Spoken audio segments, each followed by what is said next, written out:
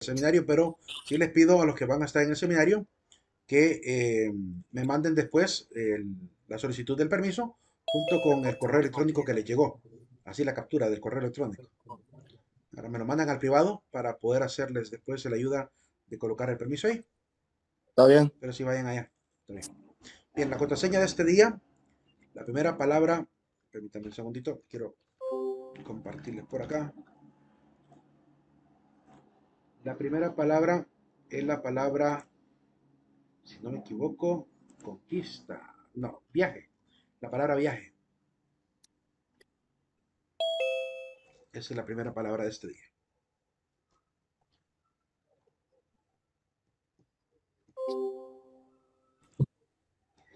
Bien. La palabra viaje es la contraseña. Damos un segundito para que la puedan colocar en el aula de Moodle. Mientras nada más voy a revisar si tengo la alarma colocada para finalizar. Listo, sí está. Bien, voy a compartir ahora. Lo último que estábamos viendo, pues era la etnia de los Tolupanes. Fue lo último que vimos el día de ayer.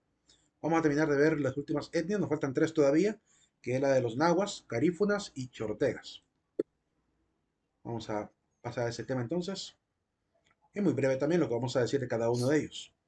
Los nahuas son poco conocidos, por lo menos recuerdo que a nivel de la educación, por lo menos desde primaria y ciclo común, yo nunca había escuchado de los nahuas, hasta que me puse a hacer mi propia investigación, ¿verdad? Sobre la etnia de Honduras. Y sí están en algunos de los libros de historia también. Los nahuas son una etnia que viene desde México. La lengua de ellos es el náhuatl, ¿verdad? Es difícil decir cuál de todos los náhuatl, porque realmente por cada región central del istmo hay diferentes tipos de derivados, pero al parecer son de origen mexica, ¿verdad? Van a estar prácticamente diseminados desde Ocotepeque hasta la parte del Ancho. Van a recorrer prácticamente toda esa región. La palabra náhuatl es el nombre de la etnia, pero también es el nombre de la lengua. Significa sonido agradable, la palabra náhuatl. En Guatemala también hay algunas etnias que hablan esa lengua. Permítame que tenga unos pequeños feedback por acá. Vigilen su micrófono, por favor. Em, y pues han pasado por todo este lugar. Para que tengan una idea de la gran similitud que tenemos con México. Hay un lugar que está en la zona cercana a Cholula que se llama Ocotepec. Ocotepec. Y aquí en Honduras, el departamento de Ocotepeque, tiene exactamente la misma raíz etimológica de la lengua mexicana náhuatl, en este caso, ¿verdad? Que significa Cerro de los Ocotes, ¿verdad? Ocote y Tepec, que significa, bueno, Ocote y sierra o cerro. La contraseña es la palabra viaje. Entonces, claramente compartimos hasta nombres de pueblos con México, ¿verdad? Derivados de la lengua nativa, ¿verdad? Y es por el trayecto, obviamente, de estas etnias que se van huyendo, obviamente, de los estados militaristas que hay en el norte, de los aztecas específicamente. Así que se vienen a vivir. Y como en cada trayecto que avanzaban, siempre prácticamente habían enemigos, pues de alguna manera ellos consideran de que tienen que estarse moviendo en cada lugar, ¿verdad? Y por eso van a pasar por toda Honduras prácticamente. Están ubicados entre Catacama, La Guata, El Jano, Hualaco y el departamento del Ancho. Es bien difícil determinar quiénes son exactamente los nahuas, porque están bastante mezclados ya con los mestizos y ladinos. Estuvieron en Chapagua, el Valle de la Huán y Papayeca, que fueron dos centros de resistencia indígena muy importantes en la llegada de los españoles, pero también estuvieron en Ocotepeque, Naco, porque se van a subir toda la parte occidental hasta llegar a la parte central hondureña. La agricultura, la crianza de animales domésticos es la forma de vida de ellos, ¿verdad? Sus principales cultivos son los típicos de todo Occidente: frijoles, maíz, yuca, arroz y calabazo. Forman parte de su dieta alimenticia principal. La siguiente etnia, pues son los misquitos, se me había olvidado los misquitos también que faltaban, llamados en Nicaragua Tahuira, porque así consta también en algunas fuentes históricas que ese es el nombre original de la etnia, la etnia de los Tahuira.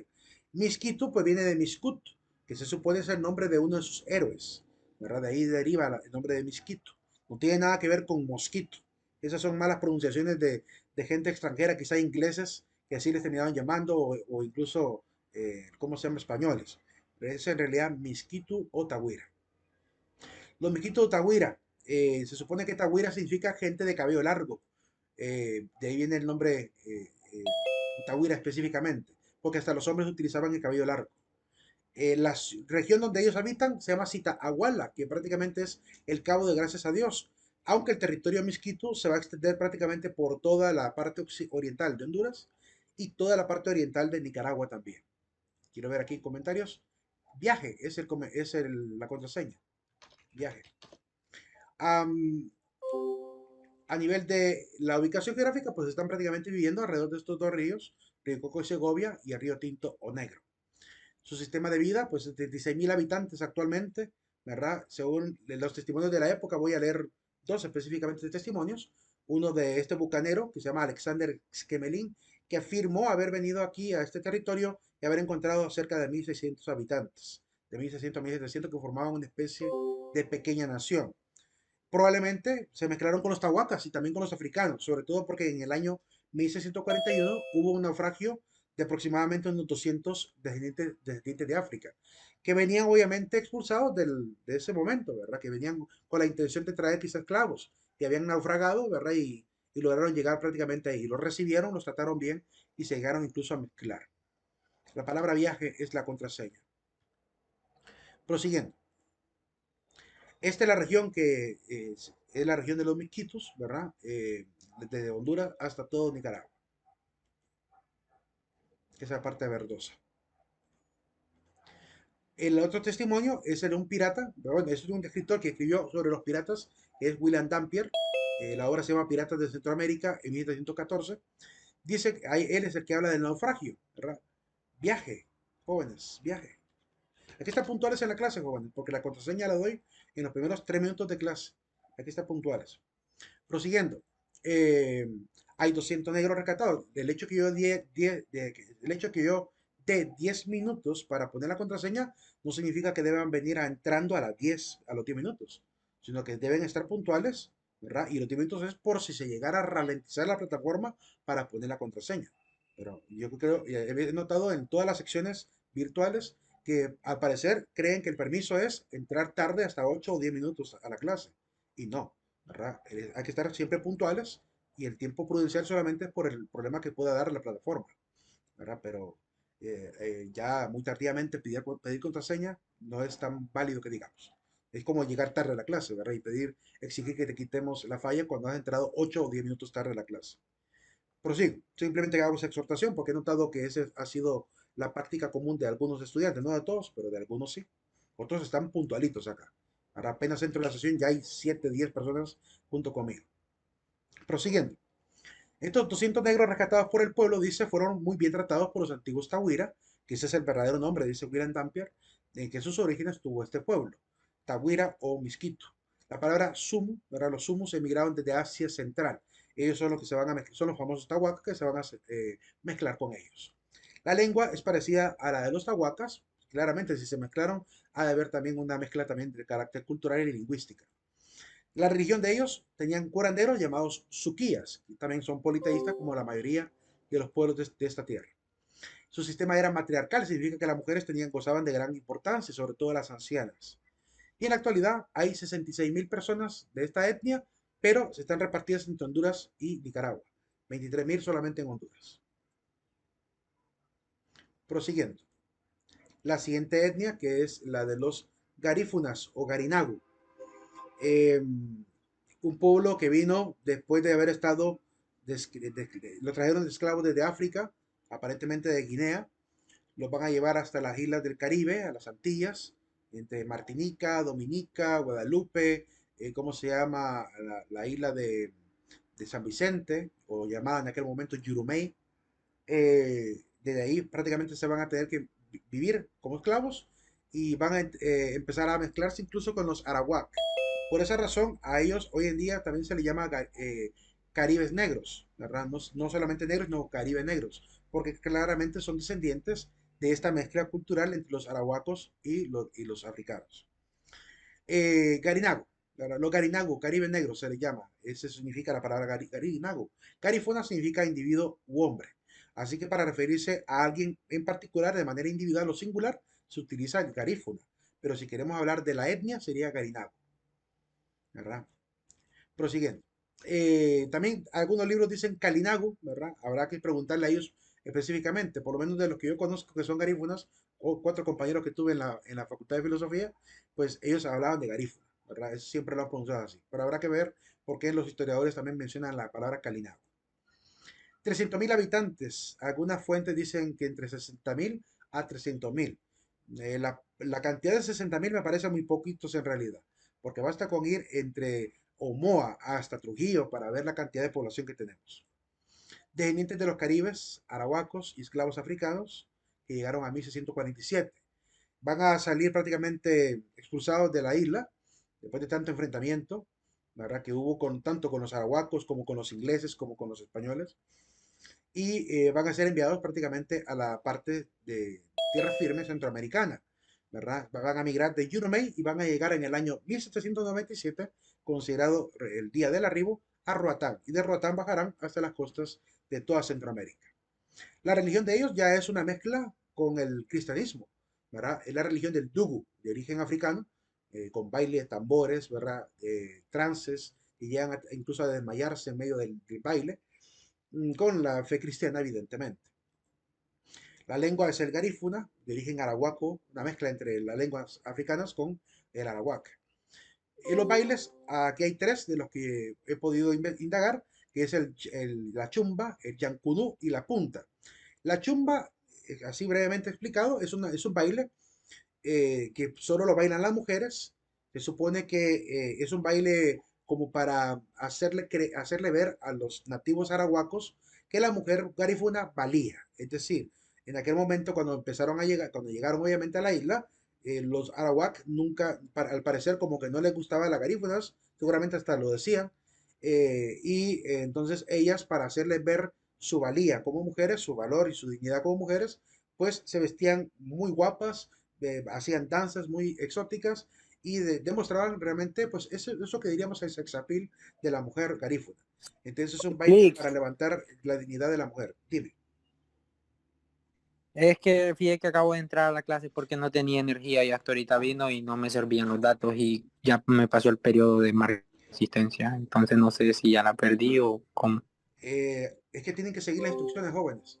Saben que siempre que hay un corte eléctrico o algo, deben mandarme a mi número privado, ¿verdad? Un video cortito de 30 segundos diciendo, Lick, mira que tengo este problema, ¿verdad? Y yo después de la clase me quedo ya poniéndoles el permiso.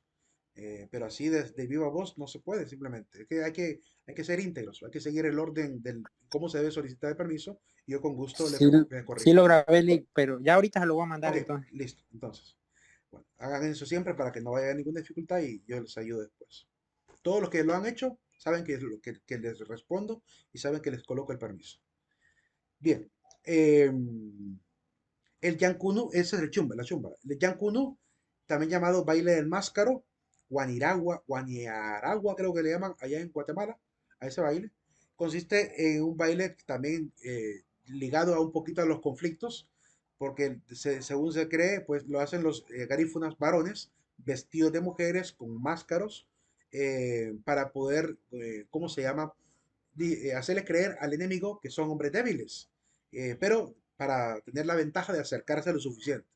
Entonces, una forma, diríamos, de colarse, es como su caballito de Troya para mezclar, para llegar a los campamentos de los enemigos sin que obviamente se adviertan de que son realmente hombres valientes que van a enfrentarlos. Así que se ha quedado como un baile también característico, bailan con chinchines, ¿verdad? Se visten con estas máscaras eh, y pues evoca esta situación del conflicto con los ingleses y con los arawak. Y la punta, que ese es el baile también característico de la etnia, baile feliz para las fiestas. Aparentemente me comentaba una estudiante de las 4 de la tarde el día de ayer que también hay otro baile que solo lo bailan las mujeres mayores. Desconozco el nombre de ese baile. Si alguien lo sabe, pues le agradecería que nos regalara el nombre. Ayer lo dijo ella, pero no pude escucharle muy bien, ¿verdad? El nombre que dijo. Pero aparentemente tienen otro baile popular, que es este de las personas mayores. La gastronomía, pues es la yuca, el gifiti, los mariscos, el casabe, tan rico el casabe con limoncito y con chilito, ¿verdad? Yo acostumbraba mucho durante los 4 años de estudio comerlo allá en Tegucigalpa porque los hermanos de Garífuna llevaban siempre sus cajitas, como es un producto que dura muchísimo tiempo, Es como una especie de pan ácimo hecho de lechu, de pura yuca y cuesta que se arruine, cuesta que agarre óxido, no se oxida. Entonces, por esa razón es que dura muchísimo. Entonces, cada cierta vez que teníamos mucha hambre, llegábamos a tocar en la puerta de los hermanitos, hey, tenés casabe, ¿verdad? Y nos regalaban. Entonces, de ahí me fui enamorando un poquito de esa gastronomía garífuna tan rica. Además del pescado también, que ellos mismos nos relatan que estaban aburridos de comerlo. De hecho, el mejor día de la comida donde yo estudié era el día del pescado. Y a ellos les parecía aburridísimo. Mientras que nosotros sentíamos que era el mejor de los días. La machuca también, que eso lo he probado y no me gustó, que es hecho de plátano, ¿verdad? Molido prácticamente, es la pasta de plátano, ¿verdad? Y el pan de coco sí, eso sí es delicioso, me encanta mucho también. Este es el baile Yancunú, Guanaragua o Máscaro. Ahí podemos ver a los garífunas. Un pequeño detalle también interesante mientras van viendo algunos de los datos que ya expliqué. eh, es que este baile, quien dirige realmente la música es el bailarín. Él es el que se va moviendo y el tamborista, ¿verdad? Es el que está tratando de seguirle los pasos. Pareciera que es al revés, pareciera que los del tambor son los que dirigen los pasos, ¿verdad? Y el bailarín baila al ritmo del tambor, pero no, en este caso es al revés. Según cómo se mueve el bailarín, así se detienen o avanzan los que están tocando el tambor. Así que es un arte de sincronización bastante grande, ¿verdad? Y es una exquisitez verlo bailar a él, a ellos, porque realmente no es parecido, no es nada parecido a como popularmente lo ha hecho la banda blanca o la chica Roland, ¿verdad? Que bailan así de puntitas. No, el baile de la punta es con toda la planta del pie en el suelo, ¿verdad? Y por tanto requiere una gran condición física porque saltan como que fueran aplanadoras sobre los pies, ¿verdad? Requiere una gran condición. Y pues intentan hacer piruetas mientras tanto están bailando también. Usan yawis, llamada la máscara o yawis, ¿verdad? Y los chinchines en los pies para hacer parte del ritmo también de la música. La última de las etnias es los chorotegas, también proveniente de la zona de México, específicamente de la región de Cholula, México. Ellos van a llegar, obviamente, van a pasar por diferentes enemigos igual que los nahuas. Incluso aparentemente la palabra chorotega significa esto, que estuvieron rodeados de enemigos, gente rodeada de enemigos. Significa la palabra chorotega. Van a lograr llegar hasta Costa Rica, Nicaragua y Honduras. Cuando llegan a Honduras se van hasta allá, donde hoy en día se llama Choluteca. De hecho, la palabra Choluteca significa esto, la gente de Cholula, ¿verdad? Significa la región de la gente de Cholula, Chololteca, en la lengua de ellos. Eran el grupo más abundante para la venida de los españoles. Era un sistema de tipo comunal. Tenían una gran capacidad artística y arquitectónica. Tal vez no aquí en Honduras, pero en el caso de Cholula, México, ya van a ver las pirámides de Cholula, México, para que vean cómo están bien elaboradas, al punto que parece todavía arquitectura contemporánea, ¿verdad? Bien hechita la parte de las pirámides. De parcelas otorgadas por jefes, igual que el sistema feudal, ¿verdad? Y más de 20.000 habitantes aproximadamente.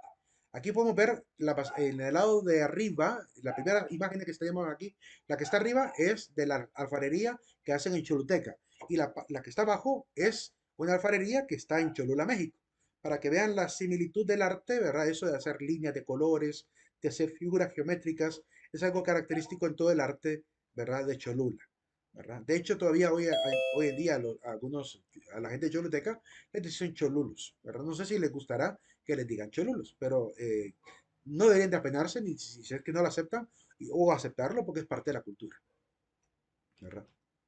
Aquí está la pirámide de Cholula para que vean que cómo de bien hechita, bien cortadita la piedra, ¿verdad? Es asombroso, realmente. Un nivel de arquitectura que parece restaurado por gente contemporánea. Aquí está Cholula, México, en el centro de México, bueno, sur-centro de México aproximadamente, cerca del estado de Oaxaca y Veracruz, y pasaron a todo el lugar, ¿verdad? Pasando por Chiapas hasta llegar hasta Nicaragua y Costa Rica también, seguramente. Bien, salimos de ver estos pueblos de América Latina, pues de la parte del Istmo Centroamericano y de Honduras específicamente, para pasar a ver esta tercera unidad, que es la sociedad europea y los viajes de exploración. Este tema lo he dividido como en cuatro temas, cuatro subtemas. El primer tema es acerca de los reyes católicos. En el segundo vamos a hablar un poquito de Cristóforo Colombo o de Cristóbal Colón. Y en el tercer tema hablaremos un poquito de los viajes de exploración para terminar con el tema de las consecuencias del descubrimiento de América. Así que vamos a ir viendo esto por partes. Primero, ¿qué pasaba en España antes de ser el gran imperio español? Pues era un sistema, como en toda Europa, de tipo feudal, donde, recuerden lo que es el feudalismo, hay un señor feudal, dueño de territorios, los grandes latifundios, que reparte ese territorio entre los súbditos o vasallos, eh, a cambio de que le den primicias de cultivo o ganado, o incluso más tardíamente moneda. Con esto, obviamente, produjeron el enriquecimiento de los señores feudales que se van a convertir prácticamente en los primeros reyes, ¿verdad? Del lado europeo occidental. Entonces, no es que no conocieran los reinos de otros lugares, pero al menos así es como va surgiendo los diferentes reinados en España. Ya que había caído el Imperio Romano en el año 476, luego se volvió a restaurar más o menos una organización tipo imperial ahí por el año 800 para la época de Carlomagno. Luego de esto hay una división nuevamente de los gobiernos, hay desestabilización política, incluso hasta la iglesia se desestabiliza con el famoso cisma de Oriente y Occidente. Y pues ya para el año 1200 ya empezamos a ver, desde el año 900 hasta el año 1400, vemos prácticamente casi 400 años de invasión musulmana, que es lo que ellos van a estar sufriendo. Durante ese tiempo, pues la jerarquía social era muy sencilla. En la parte más baja de la jerarquía social estaban los campesinos, como los servidores de la gleba, los pastores, los leñadores, los sirvientes, los pequeños propietarios. En el segundo nivel estaban los nobles, que pueden ser nobles civiles o los nobles religiosos, como en el caso de los nobles marqueses, condes, duques, caballeros, y en el caso de la iglesia, pues el clero, obispos, sacerdotes, abadesas y abades, monjes, ¿verdad? Y frailes, que también gozaban de cierta protección y de parte del reino. Y en la cúspide, pues el rey con su familia y sus descendientes. ¿A qué se dedicaba cada uno de los niveles? Pues ya lo podemos intuir, pero también hay algunos autores que nos ayudan obviamente a entender, al menos así de manera general, cuáles eran las actividades a las que se dedicaban comúnmente. Por ejemplo, en el caso de los nobles, se dedicaban a la guerra, a los torneos, a las cacerías, a las fiestas y ceremonias. Para que tengan una idea de cómo era la vida de los nobles, recomendaría que vieran la película llamada Corazón de Caballero, con el fenecido Heath Ledger, el famoso actor de El Guasón, en la película de Dark Knight. Él sale de caballero ahí, ¿verdad? En una época de los combates a caballo y las grandes apuestas, ¿verdad? Y ahí muestran cómo era el sistema de vida de los nobles, ¿verdad? Cómo requería incluso poder demostrar el abolengo para poder participar en esas famosas justas de caballeros. A eso se dedica, ¿verdad? A la parte política y a la parte también de su entretenimiento. Los monjes, por otro lado, ¿verdad? Y además vivían en estas ciudadelas protegidas con murallas para evitar todos los invasores. Los monjes, por otro lado, eh, se dedicaban a la vida de oración, trabajo, estudio, copia de libros, eran traductores también de los libros. Es gracias al trabajo que se hizo en los monasterios, como uno de los primeros monasterios en Europa, que es el de los benedictinos, que se van a dedicar ellos a traducir las obras de la antigüedad. Hoy sabemos de los filósofos antiguos, matemáticos antiguos, gracias a ellos, que tradujeron las obras del latín, perdón, del hebreo, del griego y del árabe a latín, que era la lengua de ese momento. Entonces, hoy conocemos de Platón, Aristóteles, Alfarabí, Averroes, Avicena y todos ellos, porque obviamente ellos se dedicaban a la traducción desde las lenguas originales. Eh, Así que un gran papel que jugó la iglesia en este momento. Los campesinos, por otro lado, pues se dedicaban a la vida común, ¿verdad? El trabajo cotidiano. Constructores, labradores, carpinteros, a cultivar la parcela y pagar el diezmo también al gobierno y a la iglesia. Porque hay que también afirmar que este diezmo era compartido entre la iglesia y el Estado. De hecho, más adelante creo les voy a mostrar unas imágenes de una especie de cerámica que está puesta en uno de las catedrales allá por Medina, en Argentina, en Colombia. En la catedral de Medina, que tiene una incrustación en la pared, que es una especie de losa con la descripción de cómo se dividía el diezmo de la iglesia. La Iglesia Católica cobró diezmo hasta el año, aquí en Honduras hasta el año 1880. Ya en la época de la Reforma Liberal, obviamente se quita la religión oficial del Estado, ya no hay ningún tipo de privilegio para la Iglesia y por tanto también se le impide seguir cobrando el diezmo. Desde la época de José María Medina ya había intentos de quitar los diezmos en la Iglesia.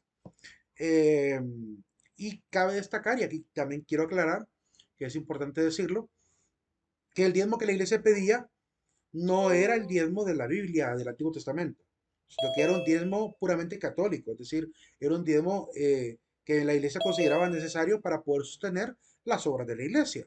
Y cuando vean esa declaración de cómo se dividía el diezmo, van a ver que, por ejemplo, la cuota de un diezmo se dividía hasta en 6 partes, llamadas sesmos. Los sesmos eran un sextavo, ¿verdad? Un sextoavo de un diezmo, o sea que en 6 partes se dividía.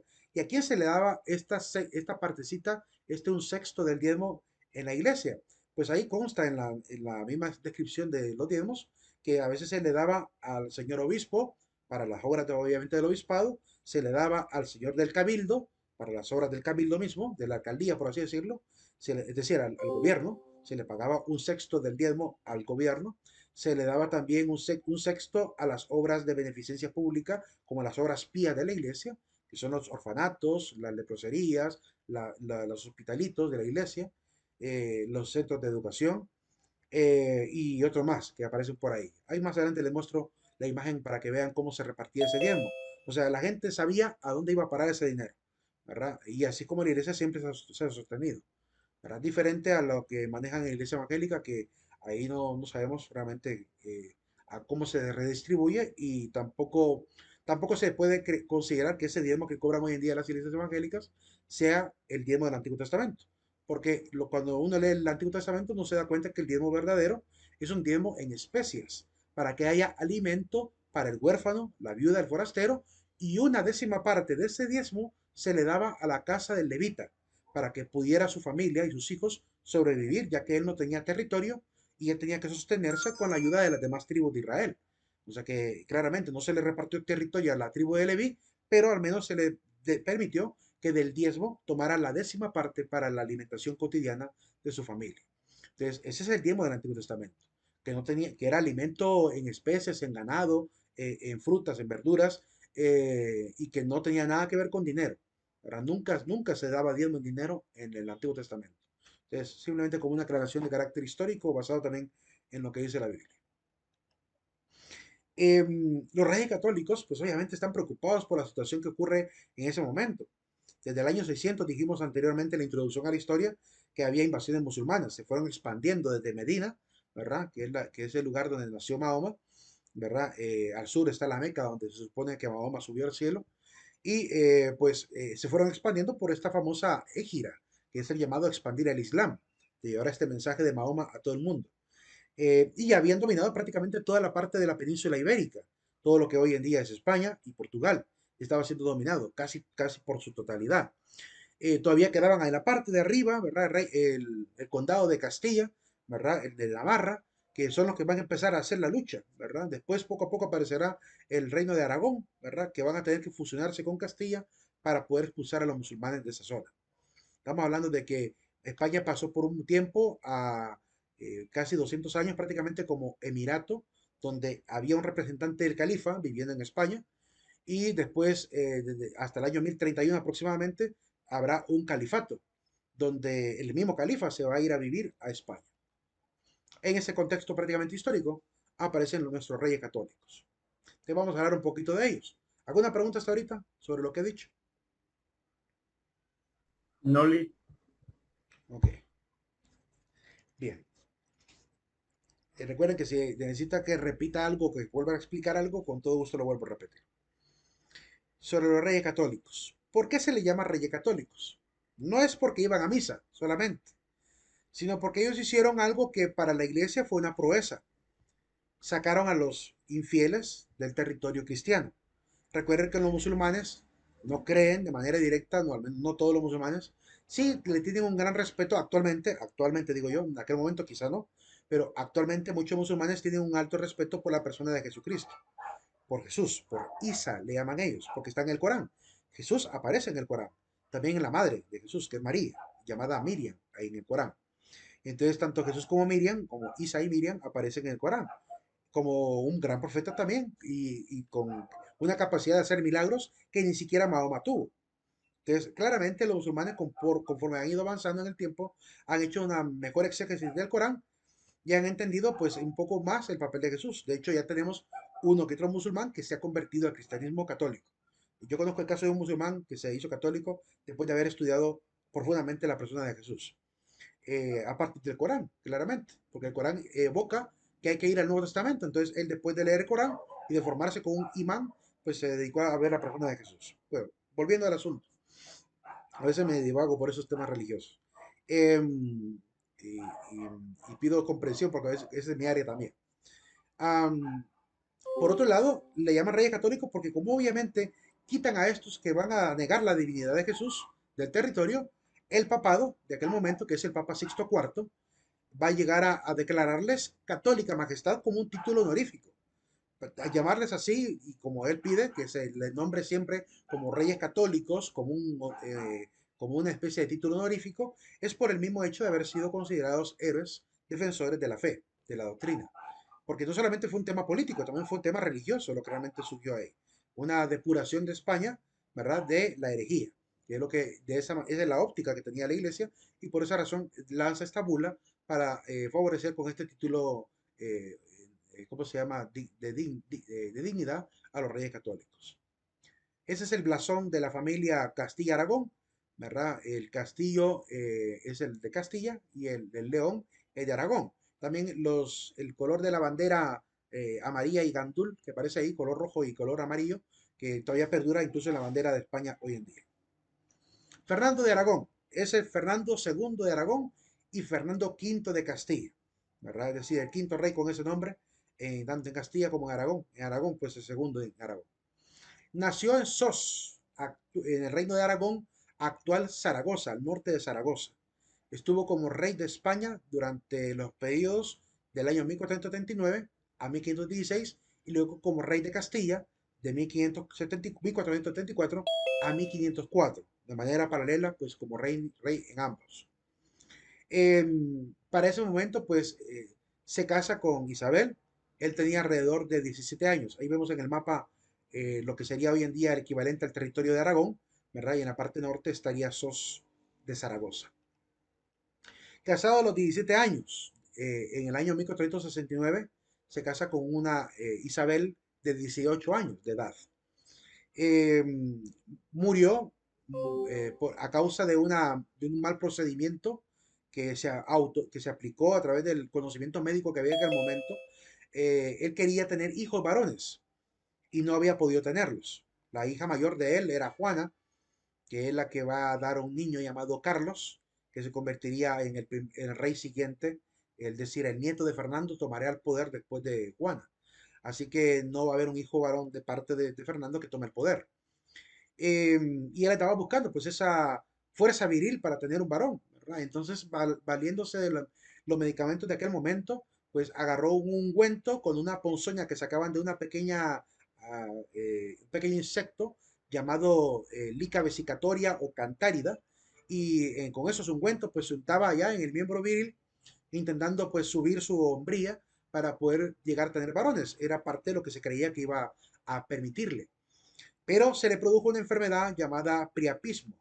La enfermedad de priapismo ese nombre procede de un personaje que fue encontrado en las paredes de Pompeya, ¿verdad? En la casa de Ipeti, que es esta pintura que ven acá, con un miembro viril exagerado, porque esa fue la enfermedad que le produjo a Fernando. El miembro viril se le inflamó demasiado y va a morir de ello, ¿verdad? Este es el insecto del cual se sacaba esa ponzoña. De Fernando era un hombre así, un hombre de mundo, un hombre de época que intentaba pues simplemente perpetuar su poder a través de un hijo varón. Eh, y lo intentó no solamente con Isabel tuvo cinco mujeres, cinco hijos, perdón. Con Isabel tuvo cinco hijos, pero ninguno de ellos, ¿verdad, varón? Y por esa razón le va a terminar siendo infiel incluso con algunas mujeres como Clotilde de Vaux, ¿verdad? Que también, hermana de Vaux, perdón, y hermana de Vaux, y Aldonza de Iborra, que también le dio dos hijos. Y por último, pues una hija también ilegítima con una mujer desconocida, una hija bastarda. La palabra bastardo aquí significa hija ilegítima, hija de un matrimonio ilegítimo, tal como aparece incluso en la Biblia, que también se lee que el bastardo no será admitido en la asamblea de Yahvé porque claramente es un hijo de un matrimonio inmoral, ¿verdad? Un hijo de adulterio. Entonces, dos hijos bastardos con Aldonza, una hija bastarda la desconocida, ¿verdad? Y el primer hijo con Germana de Foix. Eh, es decir, hablar de Isabel la Católica Es hablar de una mujer que también tuvo que tragarse, ¿verdad? Esta situación de las infidelidades de su marido. O sea, Fernando, a nivel de la corrección moral, pues no es alguien que se pueda salvar de la crítica. Pero Isabel es un caso completamente diferente. Veamos quién es Isabel. Isabel de Castilla. Ella nace en Madrigal de las Altas Torres, allá en Ávila, en el año 1451. Va a ser reina de Castilla desde el año 1434. No quería el reinado de Castilla, ella quería permanecer en su categoría de princesa, no quería participar políticamente, pero la gente alrededor, su tío alrededor de la época, pues le hace ver la necesidad de unir ambos reinos para poder lograr la fuerza militar suficiente para poder hacer la lucha contra los invasores, los islámicos. Va a llegar a vivir hasta los años 53, hasta 53 años de edad. Va a ser reina de Castilla, 30 años. Iba a ser 26 años reina de consorte de Aragón. Eh, para que no se vaya a generar la misma duda, pues hubo una vez un joven que también me preguntaba, Lick, pero si sumamos 30 más 26 da 56. Y usted dijo que vivió 53 años. Sí, porque realmente los años de gobierno fueron paralelos. Entonces podrían traslaparse perfectamente los 30 con los 26 años, ¿verdad? Sin problema. Y pudo haber gobernado antes de los 53 años. De hecho, dejó de reinar antes de morir. Dejó de reinar antes de morir, dejó el poder prácticamente en su nieto, que va a ser Carlos I de España, y ella se va a dedicar a vivir prácticamente una vida solitaria ya con su madre, cuidando de su madre porque cayó en una especie de locura su madre. Entonces claramente ella se dedicó a esto y a la lectura de la Biblia, de la vida de santos. Era una mujer muy, muy, muy católica, muy sensata, muy religiosa, ¿verdad? Tanto que ya van a ver lo que se produjo después de su muerte. Se casó a los 18 años con Fernando, como ya lo había anticipado. Eh, Hablar de Isabel, pues es hablar de una mujer que, según los mismos historiadores, no hay algo inmoral que se le pueda achacar a Isabel, no al menos públicamente, al menos de lo que ella hizo públicamente y lo que la gente cuenta que la conoció, ¿verdad? El tesorero real, sus confesores, toda la gente del palacio que hablan de ella, hablan muy bien de ella. Además, en lo político, tampoco fue una mujer que hizo algo incorrecto, al contrario, hizo lo más correcto. Ya van a ver qué fue lo que ella logró. Su matrimonio pues fue por conveniencia política, porque claramente querían unificar a los reinos. Pero había un pequeño obstáculo, y es que van a tener que pedirle al Papa de la época, que es Sixto IV, que le permita a estos dos jóvenes poder casarse, porque aparentemente, según se cree, eran parientes cercanos. Quizá un primo segundo, ¿verdad? O hermano segundo, primo segundo o primo tercero. Razón por la cual, según el orden eclesiástico, no se podían casar hasta el cuarto grado de consanguinidad. Sin embargo, le hicieron ver la conveniencia política por el problema musulmán al Papa y el Papa va a tener que dar la dispensa, ¿verdad? Por recomendación del cardenal de esa época, que es Rodrigo de Borgia, de parte de España, quien le hace esta solicitud. Entonces al final aprueban el matrimonio de Fernando e Isabel para poder unificar a los reinos y colaborar en esta parte también del cuidado de la fe. Porque claramente unificar a los dos reinos era fortalecer también el cristianismo en esa zona. Al fin y al cabo, pues era conveniente, sí o sí, y ese matrimonio tenía que darse, si no, España hoy en día sería una ciudad completa, sería un país completamente musulmán, si no hubiese sido por esta dispensa que se tuvo que otorgar. Ahí está Rodrigo Borgia, cuando muere el Papa Sixto IV, él asciende a ser el Papa siguiente, el Papa Alejandro VI. Un dato loable de la vida que cuentan los biógrafos es que era una mujer que se dedicaba a la lectura del Evangelio y a la vida de santos. Incluso para poder fortalecerse en medio quizá de su tribulación como una mujer indignificada por su marido, ¿verdad? Pero también hay que hacer notar que fue amiga de mujeres que en esa época, después de un tiempo, fueron consideradas santas de la iglesia, como Santa Beatriz de Silva, a la cual incluso le va a ayudar para construir el convento de las hermanas de clausura de la Inmaculada Concepción, las hermanas franciscanas. Entonces, claramente hay una gran cercanía con la gente santa de la iglesia, una mujer muy sensata, ¿verdad? Y con su testimonio de vida. Pero también hay que escuchar el testimonio y hay que leer el testimonio de lo que la gente que la conoció dice acerca de ella. Además, hay que poner atención también a lo que la Comisión de Valladolid, la Comisión Vallisoletana se le llama, hizo después del estudio, obviamente, sobre su personalidad, biografía, sobre los testimonios de la época y escritos y leyes que también ella participó en ellas. para ver si realmente había o no había rectitud moral en Isabel, que como dicho sea de paso, pues es muy diferente, como he dicho, de Fernando. En este caso, pues las conclusiones, por primero, el testimonio de un tesorero. El tesorero de la época es don Andrés Cabrera, que escribiendo una carta a Fernando le dice lo siguiente: la virtud y la modestia de la infanta, hablando de Isabel, nos obligan a esperar que no tendrá más voluntad que la vuestra. Es decir, quien va a dominar políticamente, en cierta manera, va a ser Fernando. Ni alentará la ambición de los grandes, pues no hubiese rehusado el título de reina que le ofrecían, contentándose con el de princesa que a su entender le pertenece. Entonces, eso está en el Archivo de Madrid, ¿verdad? Archivos, Bibliotecas y Museos, de la revista que lleva este nombre.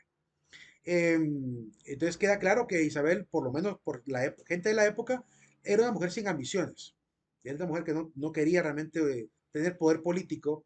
Y incluso cuando lanzan ¿cómo se llama? El camino de la colonización y descubrimiento de América, tampoco estaba afanada por hacer un gran imperio español, ¿verdad? De hecho, eso consta también en la misma comisión de Valladolid, que saca esa conclusión a partir de la forma de actuación de la reina. En la página de Info Vaticana nos regala esta pequeña conclusión acerca de quién era Isabel. Isabel la católica prefirió buscar la gloria de Dios y el bien de las almas a querer consolidar su nación como un gran imperio europeo. Así que no es una mujer ambiciosa como muchos pretenden hacerla ver. El testimonio de esta reina es el mayor signo vivo de generosidad nacional que se ha dado en toda la historia universal. Y ya van a ver por qué dice esto la página de Info Vaticana. Es decir, la generosidad de Isabel, ¿en qué estaba? ¿Cuál fue esa generosidad de la que habla esta página? Ya les voy a mostrar con un documento histórico a qué generosidad se refiere. Infocatólica dice, por otro lado, en testimonio del padre Anastasio Gutiérrez, en conclusión, según la Comisión Histórica Vallisoletana, no puede encontrarse hecho alguno de la vida pública de la reina Isabel que pueda entenderse o apreciarse biográfica o históricamente como efecto de una consciente incorrección moral. O sea, no hizo nada que fuera consciente como algo incorrecto de manera inmoral. La línea moral más bien de sus actos o de sus hechos se perfila paso a paso en el examen serio y conjunto de toda la amplísima y críticamente bien cimentada documentación. Lo que más bien puede notarse en una Isabel rigiendo las Indias Orientales y España es una mujer con un gran corazón, es una mujer que quiere realmente paz, quiere también quitar, dignificar a las personas y no tener a nadie sometido bajo esclavitudes. Ya van a ver por qué lo decimos en el siguiente documento.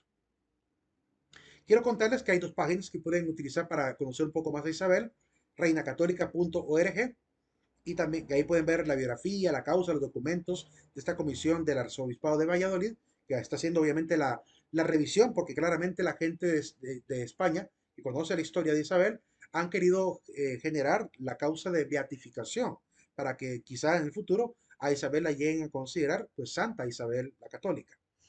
Están en ese camino, ¿verdad? Siguen revisando todavía, eso sigue todavía en pendiente y sigue revisándose toda la documentación. Pero también está la página reinacatólica.es, donde también está la comisión de Isabel la Católica para la causa de beatificación de la reina, con casi los mismos documentos, ¿verdad? Y otras opiniones quizás alrededor de esta biografía, de esta mujer. También hay que, dime, ¿aquí voy a opinar? Le dijiste a Manuel y te queda viendo a uno. ¿Alexander? ¿Qué pasó? ¿Ibas a decir algo? ¿No? Ok. Prosigue. ¿Alguna pregunta ahorita sobre lo que hemos dicho de Isabel? Para análisis. Comúnmente recuerden que hay, y eso lo han escrito muchísimos autores, hay toda una leyenda negra contra España, que proviene de los reinos cercanos. Comienza en Inglaterra, Holanda, Francia, todos ellos participan prácticamente de esta leyenda contra el papel que jugó España en América, porque les convenía. Les conviene ganarse la opinión mundial para quedar ellos como los héroes prácticamente del descubrimiento, quizá con esa intención, ¿verdad? Y presentar como bárbaros a los españoles, ¿verdad? Sin embargo, los españoles fueron muy sensatos y se puede notar por el tipo de leyes que ellos logran hacer en edades tempranas, es decir, apenas llegaron a América, a tierra firme, de hecho ni siquiera habían llegado a la cuarto viaje de Colón, en 1502, era año 1500 y ya había, ¿verdad? Por los indios caribes, un llamado de atención de parte de los reyes católicos contra la esclavitud de los indígenas. Quiero leer esta obra que es de Antonio Romeo de Armas, la llamada La Política Indigenista de Isabel la Católica, del año 1969, del Instituto Isabel la Católica de Historia Eclesiástica. Él nos ayuda a entender un poquito en qué consistió la Real Cédula de la Reina Isabel, qué fue lo que logró y cuál fue el impacto mayor que tuvo. De hecho, también consideraré la tesis de una estudiante de Derecho, de la Facultad de Derecho, que hizo también el análisis de las legislaciones de España y que nos ayuda a entender también el papel de la Reina Isabel en este sentido. Leamos un poquito primero a Romeo de Armas. Dice en la siguiente página del capítulo 14, la libertad del indio. Voy a acercarlo. Dice, proclamación de la libertad de los indios. Un lustro, 15 años, tardó la comisión de letrados, teólogos y canonistas en evaluar el dictamen que les fue pedido. Es decir, los reyes pidieron por 15 años revisar toda la documentación que había sobre la situación de lo que estaba pasando en América. Al fin fue depositado en manos, este informe en manos de los reyes católicos, habiéndose por desgracia perdido el original. Se sabe que se hizo la comisión, se sabe del informe, pero no hay copia del informe. Solo nos es conocida la inmediata resolución que tomaron los soberanos en favor de la libertad de los indígenas. La Real Cédula, dirigida al continuo Pedro de Torres, con fecha de 20 de junio del año 1500, dice así: ya sabéis cómo por nuestro mandado tenedes en vuestro poder en secuestración e depósito algunos indios. Eran como 21 indios, dice Armas, de que habían en manos de españoles en España, que se los habían llevado a España como esclavos. De los que fueron traídos de las Indias y vendidos en esta ciudad es su arzobispado y en otras partes de esta Andalucía, por mandado de nuestro almirante de las Indias, Cristóbal Colón, los cuales ahora nosotros mandamos poner en libertad. Hemos mandado al comendador Fray Francisco Bobadilla, al fraile, y que él sea el encomendador para llevarse, ¿verdad?, en su poder a las dichas Indias y haga de ellos, es decir, y haga de ellos lo que tenemos mandado, es decir, que los vaya a liberar a América. Por ende, nosotros, ¿verdad?, nosotros le mandamos a ustedes, ¿verdad?, lo siguiente: que luego de nuestra cédula vieredes, lededes entreguedes todos los dichos, ¿verdad?, indios que así tenéis en vuestro poder, sin faltar de ellos ninguno, por inventario ante escribano público, es decir, con papelito en mano, ¿verdad? Ahí con dónde están los indígenas, a dónde los mandaron, todo bien documentado, porque quieren estar seguros de que se va a cumplir esta ley. El ilustre historiador don Rafael Altamira no puede reprimir su emoción ante este trascendente paso y expresa en ese momento fecha memorable para el mundo entero porque señala el primer reconocimiento del respeto debido a la dignidad y libertad de todos los hombres, por incultos y primitivos que sean, principio que hasta entonces no se había proclamado en ninguna legislación de la tierra y mucho menos se había practicado en ningún país. Es decir, para ese momento España es la pionera de los derechos humanos de los nativos. Es decir, no fue por orden de los reyes que vinieran los primeros invasores de América, ¿verdad?, que llegaron a América en la expedición. No fue orden de los reyes que se llevaran esos indios arrestados como esclavos para España. Eso no fue la orden de los reyes en ningún momento. Esa fue una decisión que tomaron los mismos conquistadores en su arrogancia, ¿verdad?, y en su supuesto intento de agradar a los reyes. Pero a los reyes no les gustó ese asunto. Ahí nos vamos a quedar por hoy. Le seguimos dando lectura el día de lunes. Pasen un excelente fin de semana. Recordemos colocar la asistencia ahorita. Ya les doy la contraseña para que podamos colocarla. Pasamos al aula virtual para poner la contraseña de este día. La palabra final es la palabra explorar. Ya nos vamos acercando a los viajes de exploración, así que explorar. Feliz noche a todos. Nos vemos el día lunes. Feliz noche, Ley. Feliz noche, Lee. Feliz noche. Feliz noche, Lee. Igualmente. Dime, Elder. Lick, fíjese que yo leí un documento ahí en Trujillo de Cristóbal de Pedraza. ¿Quién era él? Era un conquistador. Es uno de los conquistadores que mencionaremos más adelante. Cristóbal de Pedraza, Cristóbal de Oh, Olid y Hernán Cortés son de los tres principales conquistadores que vinieron acá. Y Pedro de Alvarado. Sí. Está bien. Ok.